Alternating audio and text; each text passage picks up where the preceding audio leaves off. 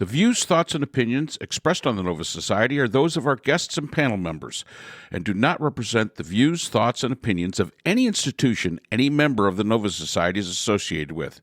The material information presented on the Nova Society is for general information purposes only. Reproduction or dissemination for the purpose other than education is prohibited without express written consent of the Nova Society.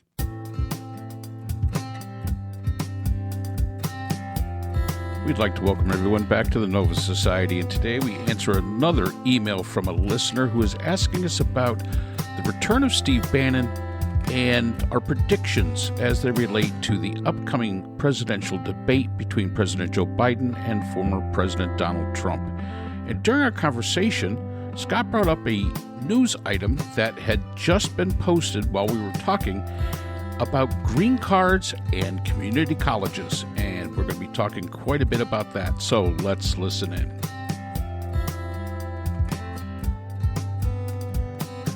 It doesn't say from whom. It's about Steve Bannon, and he's back. Aren't we fortunate? So Steve Bannon is back. He's in the news, and he's threatening retaliation if Trump wins. And so thoughts on him and the debate, next week's debate, presidential debate on CNN. How do you think it will go? Any predictions? So first, I had to find Bannon. The one that asked for a prediction. Yes, thank you, Mark. Yeah, so Steve Bannon and retaliation. So could I take the last one first? Please yeah, we can do the last one like. First. Sure. Okay. I do not think that Trump will debate.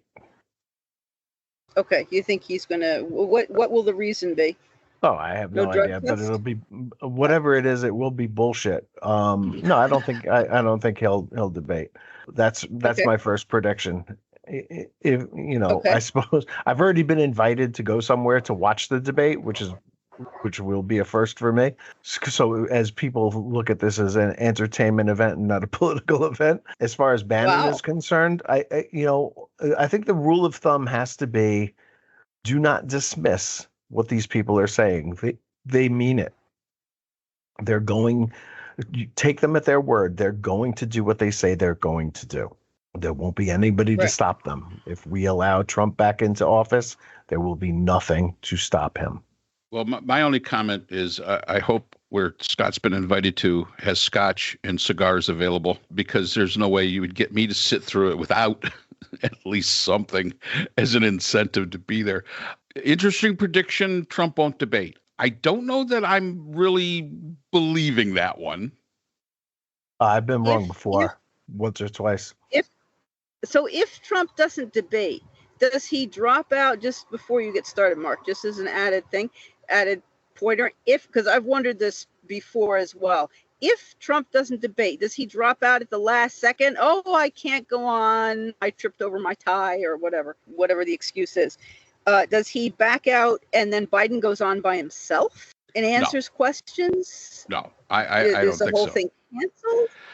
What happens? Well, again, I don't think that that's a scenario that I think Trump has kind of painted himself into a corner with this one. It kind of stacks up. And there's been a lot of interesting comments. If you watch the news, if you watch Fox, if you watch OAN and you watch Newsmax, they've painted Biden as basically an infirmed, mentally incompetent old man that basically cannot put two sentences together with two hands and a flashlight. They've set the bar like they did last time so low that, a 5-year-old could probably eclipse the bar. That was a huge mistake. In fact, the other day, I don't know if it was today or the other day, Trump went on and saying, I think Biden would be a very good opponent in a debate. That's a total change over, the man's a complete blithering idiot. It's an attempt to raise the bar. I think that if he backs out, I don't think anything good comes of that for him. Because then the question, no matter what the excuse may be, now, of course, the base is going to believe whatever it is. But the fact is that it is not the base that these two candidates are really trying to talk to. They're trying to talk to those undecideds, which I honestly don't think is as many as people think.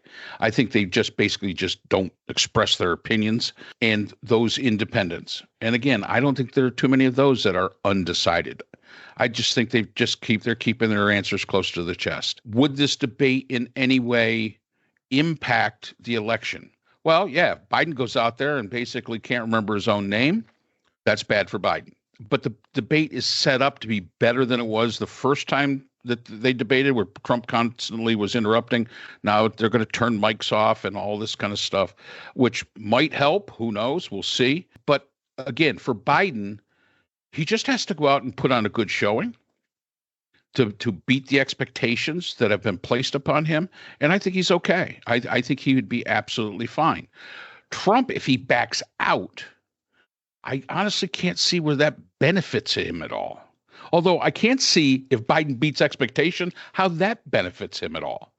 Probably the best move, and it's very possible Scott's correct, the best move would have been if the Trump team had said, no, we're not doing that.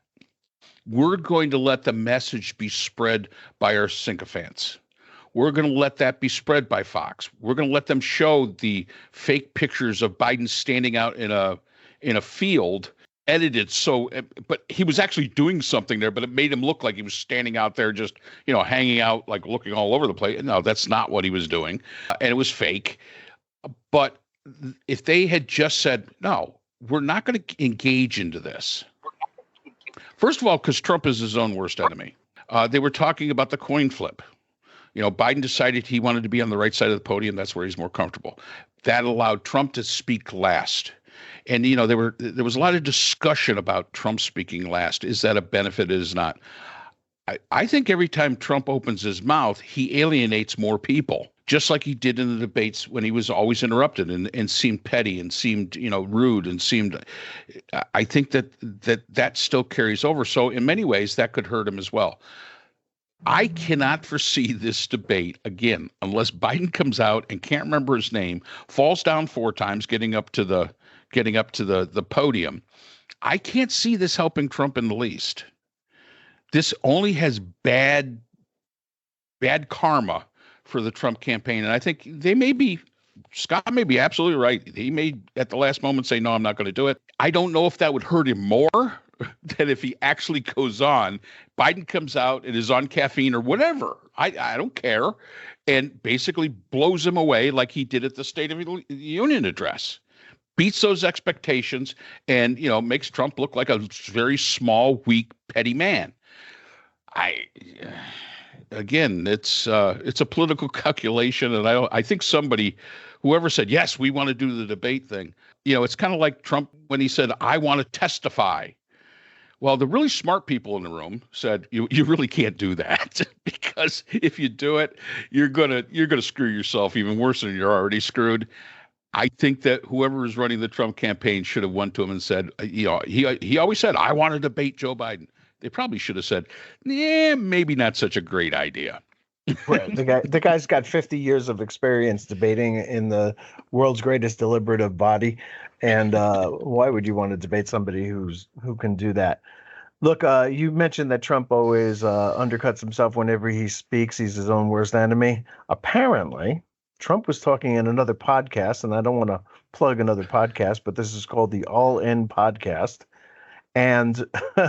And in doing so, Trump said, and I quote, "What I want to do and what I will do is you graduate from a college, I think automatically you should get as part of your diploma a green card to stay in this country. And that includes junior colleges too." So Trump just incentivized migrants from all over the world to come to the United States, go to a community college, and get themselves an associate's degree and a green card, literally undercutting every policy position that he has taken and the Republican Party has taken on immigration in one paragraph. What do you think of that? Oh, and especially here in South Carolina, where community college is free. There you go.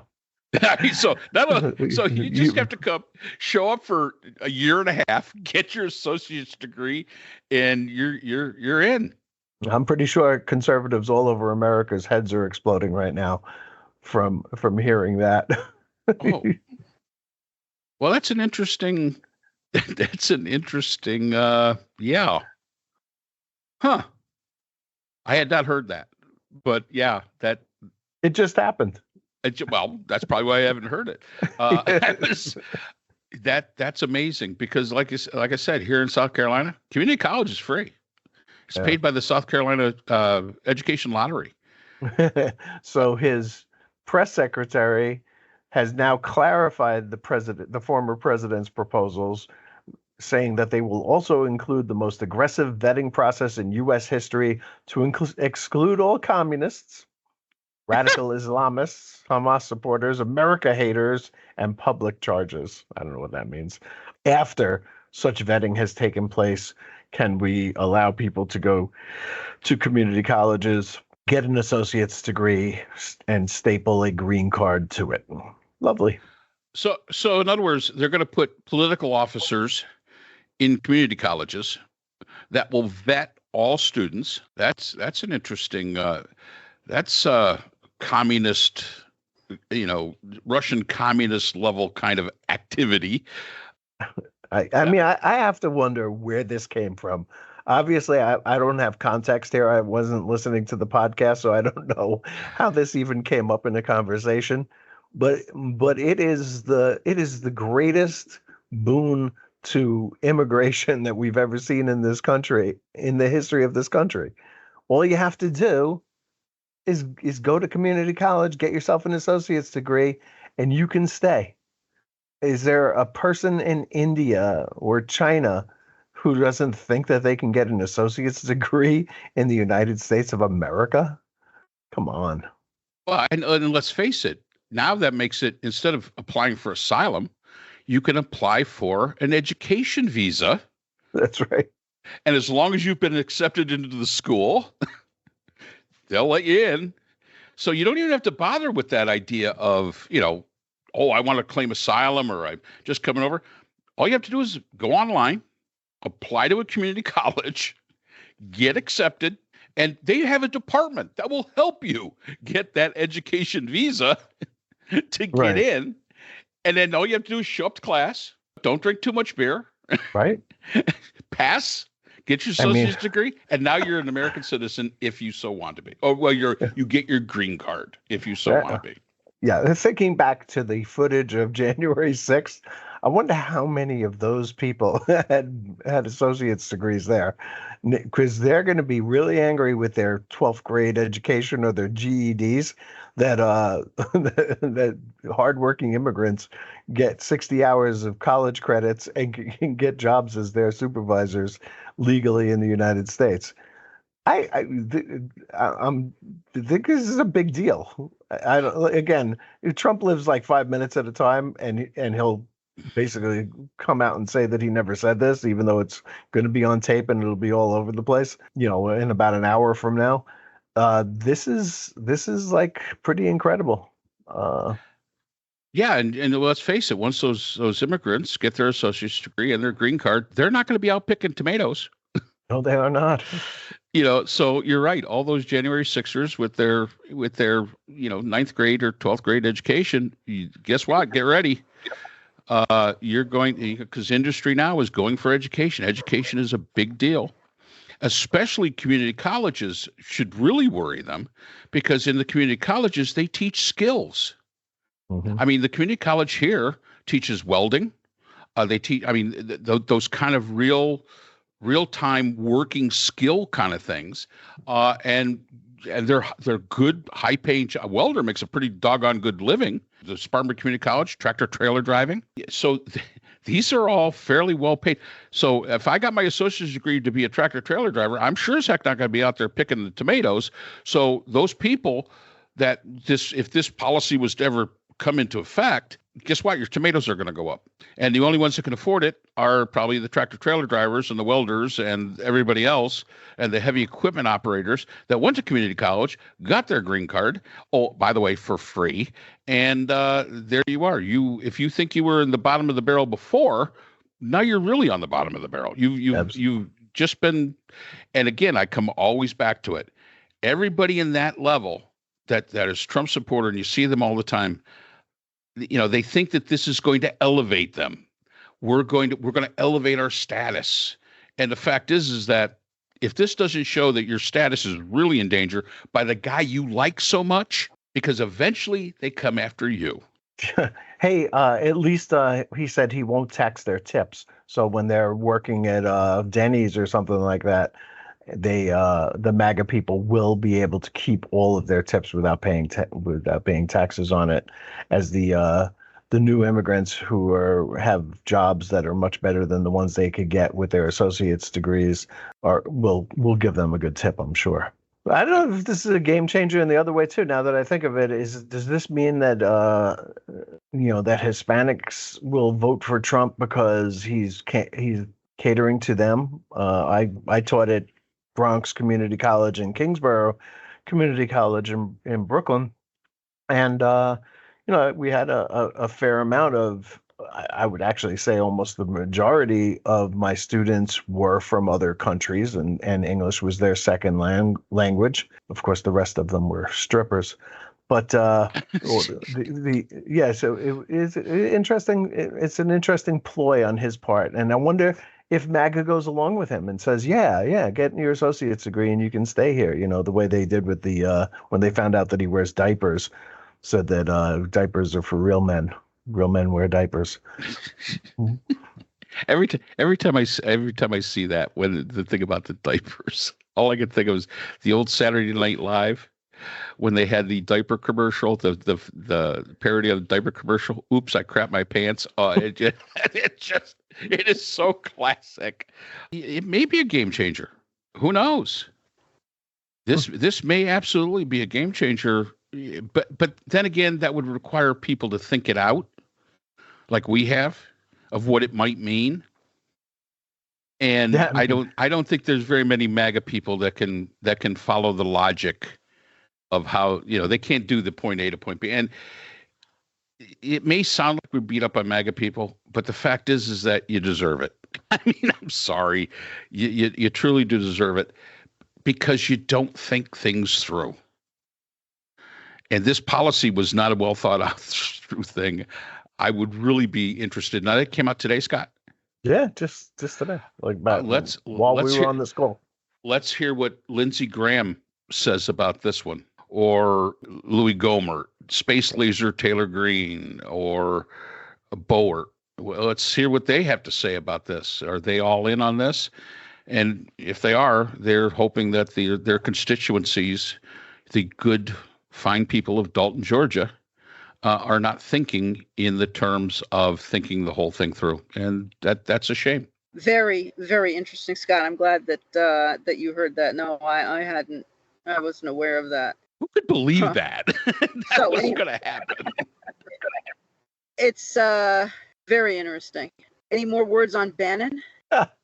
He's an idiot. His retaliation. He's an idiot there. Well, but don't dismiss him, Mark. No, because he's been the intellectual leader of the MAGA movement since it began, and I don't think that there's anybody else in that movement who's more influential than he is. It is darn frightening, the things that he says, and I know he's saying it to frighten us. Don't dismiss his influence on, for whatever reason, people on the right seem to like him, even though he scammed them out of millions of dollars to build the wall and took the money and, was found on a yacht, arrested by the feds on a yacht, and will stand trial for that in New York, the federal trial. Of course, he was pardoned before they could put him on trial, but it doesn't seem to matter to them. He's their guy. He's definitely their guy. And I don't dismiss, when I say he's an idiot, I don't dismiss him. I say his ideas are idiotic.